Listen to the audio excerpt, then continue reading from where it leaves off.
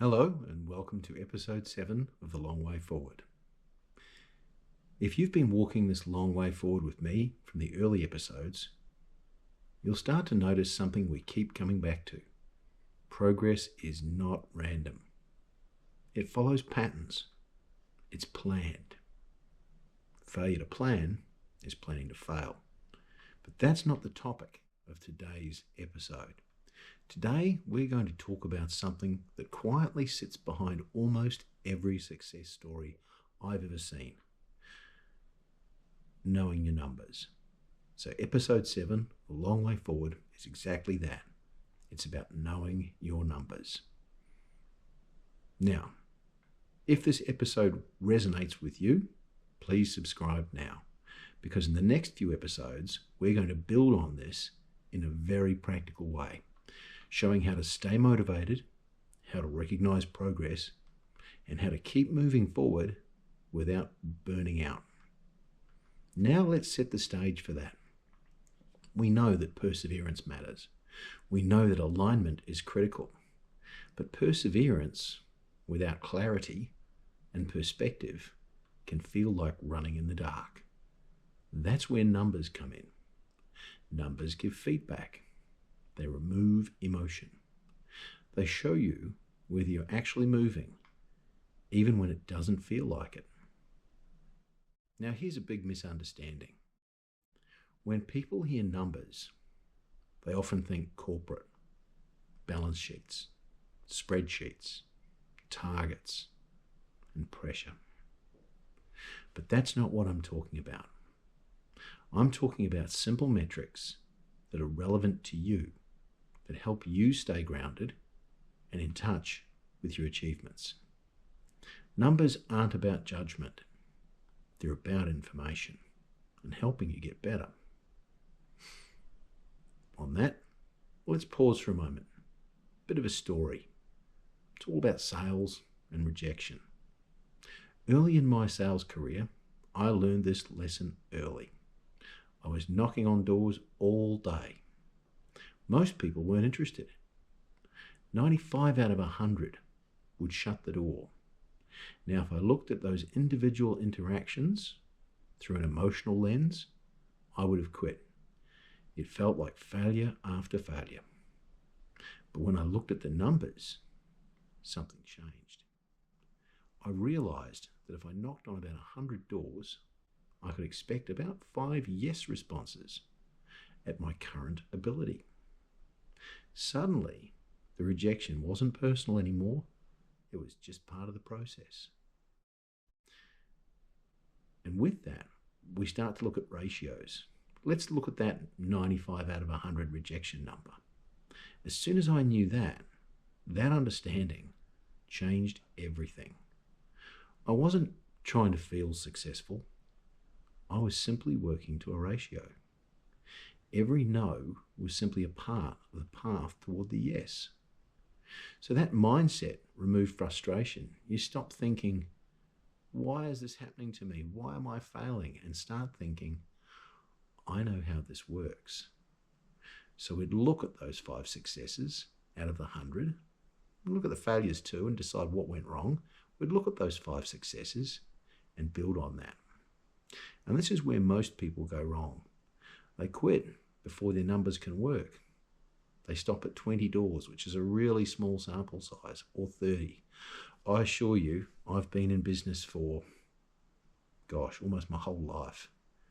And I've knocked on thousands, tens of thousands of doors. That's my sample size. If you've stopped at 20, you haven't even given yourself a chance. Keep going.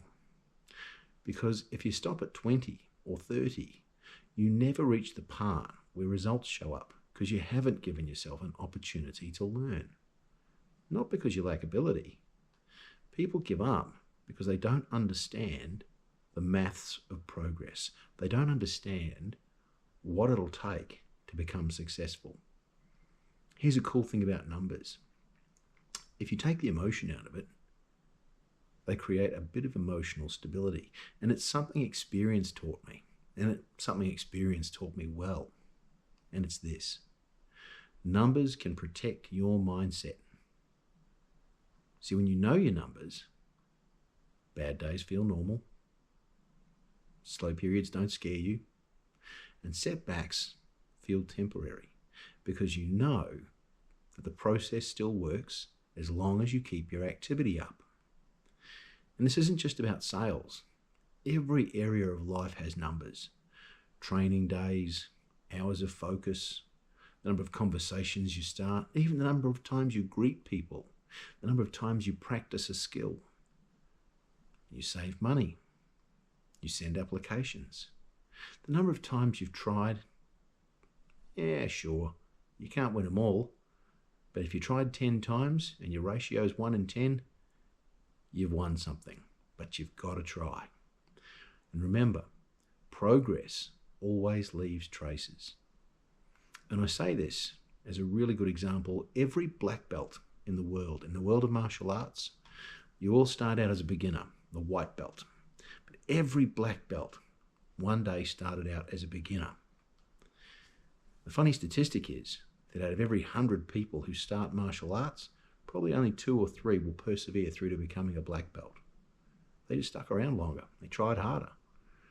And here's an example of, say for example, somebody trying to improve their health. If they only measure motivation, they'll fail. But if they measure the number of workouts per week, the number of steps per day, how well they feel when they wake up, they'll start to see progress even before physical results. Numbers give proof when emotions are unreliable and might convince us to stop. So know your numbers. Absolutely, and find the number that's relevant to you. If you're a salesperson, it's how many wins for how many doors. If you are an interviewer, how many candidates do you interview before you find, that one successful candidate? How many candidates do you put forward before you get one that gets into a role? All these things. And here's something I've learned from a bit of mentoring across the years. And that's right, I've done mentoring. High performers don't guess. They measure. And they don't spend all day on it. They don't obsess over numbers. They focus on activity, but they measure consistently. They take regular snapshots of their outcomes and they record them.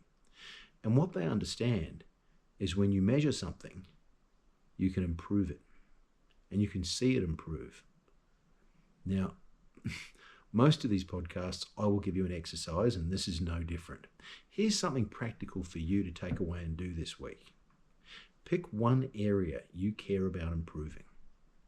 Just one. Now ask yourself, what is the number that actually matters here? Not 10 numbers, just one.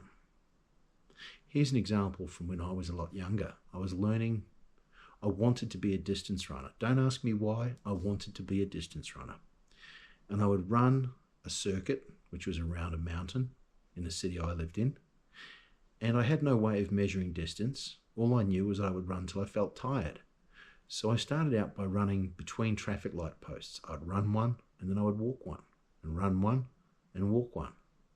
The next time I might run 2, then walk one, then run 2, then walk one. And then suddenly I was running 3 and then 4.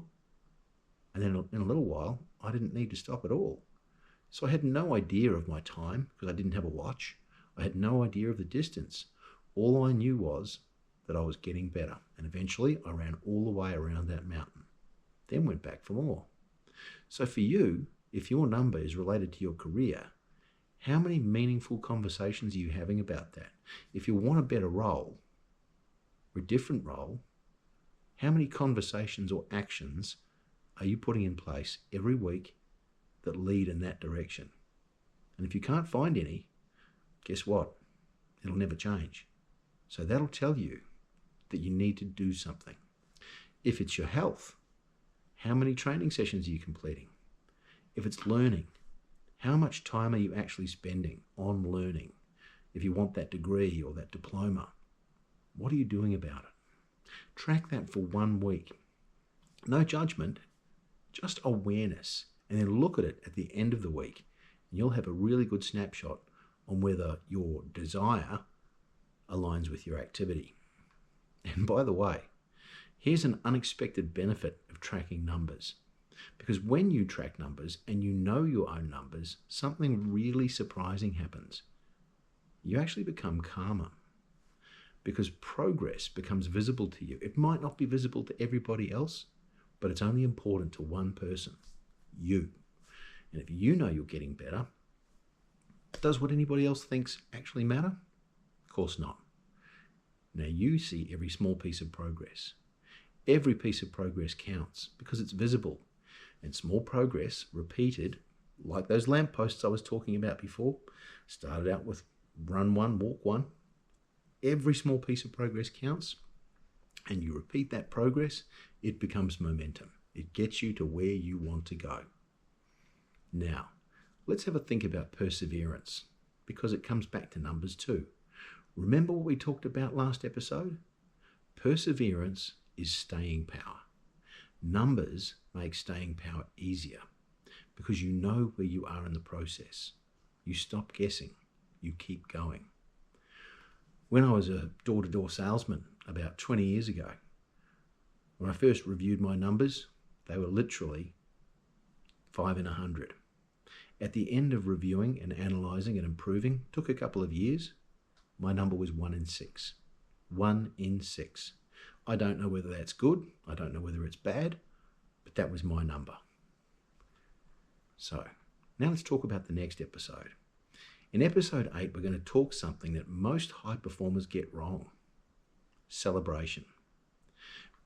Now, when I say celebration, let's think for a moment. Knowing your numbers helps you see progress. But if you never stop to acknowledge that progress, motivation eventually fades. What's it all for? So, what we're going to look at is how celebrating wins, even small ones, actually strengthens performance in the long term. Now remember, progress is not random. It leaves evidence. Knowing your numbers turns effort into clarity because you know where you stand. And clarity keeps you moving, even though your emotions might be telling you to stop and give up, because in your heart, you know you've improved. You can see the progress, even if nobody else can. This is the long way forward. Don't forget to subscribe if you enjoyed this podcast, and thank you for listening.